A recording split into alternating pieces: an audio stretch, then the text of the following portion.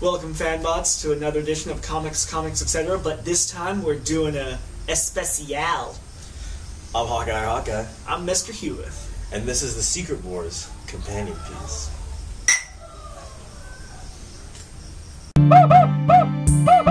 Now, if you didn't already know, Marvel is having one of its biggest events. Secret Wars is the big overarching event in Marvel, which will encompass other events as well. So it includes Planet Hulk. And many more. Oh, very nice. But you may have picked up issue number 1 and found yourself just completely and totally lost. I did and I was. Kind of. It's because while Jonathan Hickman is a fantastic writer, and love it, Marvel is lucky to have him spearheading an event, there is a lot of back reading one would need to do to fully get the picture of what's going on in this event. Well, to be fair, they are meshing two of the biggest, well, the two Marvel universes that everyone knows. Right. They're meshing the 616 universe, and isn't that, yeah?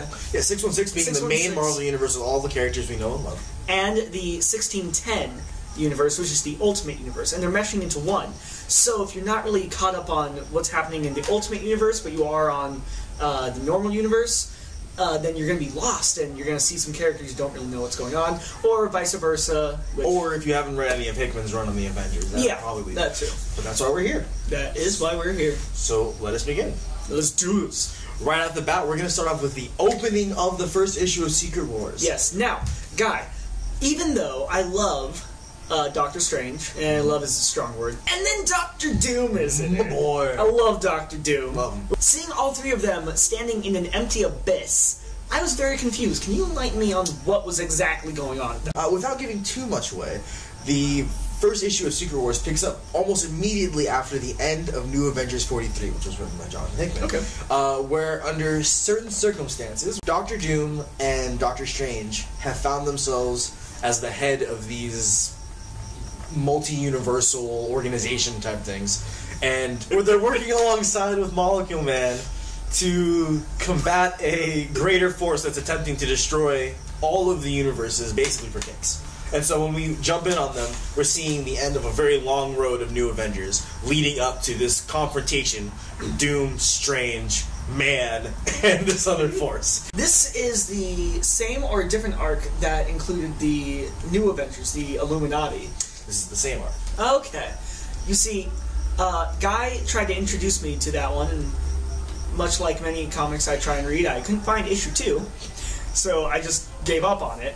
But everything I saw of it was amazing. It was great writing, great art, and it was a very interesting story. And the fact that the story has now become an actual event in the entire universe is actually really cool. This, in fact, leads us easily into one of the next points that's probably going to be a little confusing in this issue. Right from the get-go, we're introduced to the Ultimate 1610 universe, and we see these characters called the Cabal, working along someone named the Maker.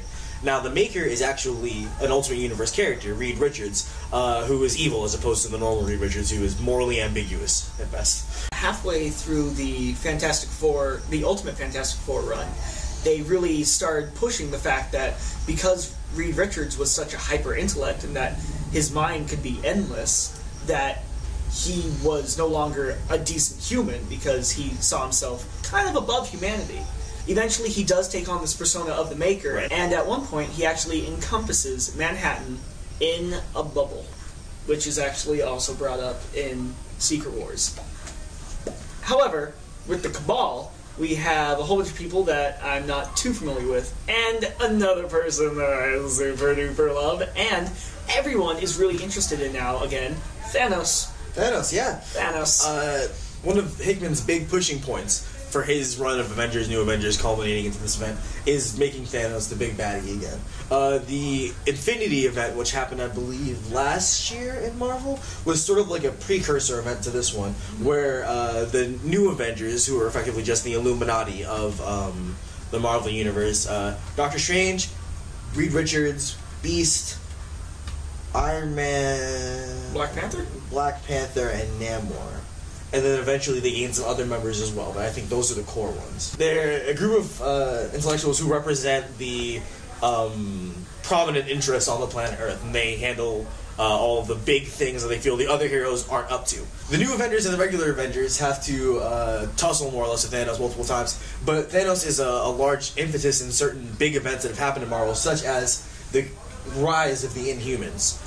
It's actually in a conflict between Black Bolt and Thanos that the Terrigen Mists are released on the planet, which resulted in all the new Inhumans, which is why we have series like Miss Marvel and Uncanny Inhumans and Inhumans. They're dealing with this problem of the worlds coming together, and eventually they just don't have the stomach to deal with it anymore. So Namor uses Thanos and Thanos' generals, as well as the help of another Inhuman, Maximus the Mad, Black Bolt's brother, and they become the Cabal.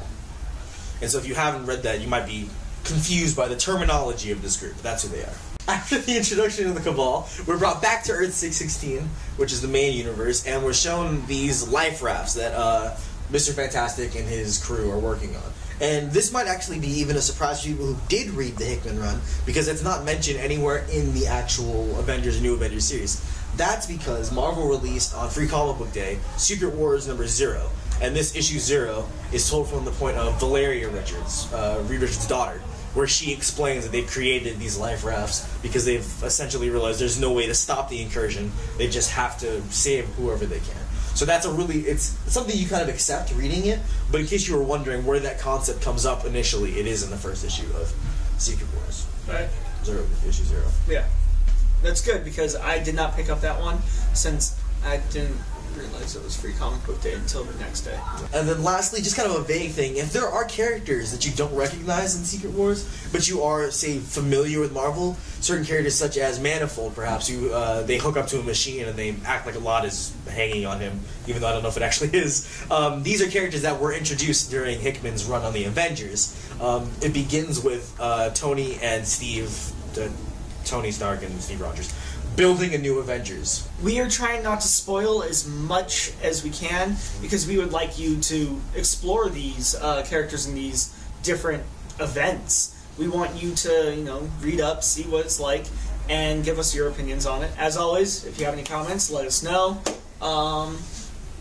We are going to try and do these videos whenever there's questions or anything we need to fill you in on. Other than that, I think that's it. As always, remember who you are and what you are. Don't go causing any trouble out there in that crazy world. And remember 5th November? No, that's DC anyway. Hello. Drinking on the goddamn camera. I did that. Doesn't get you anywhere.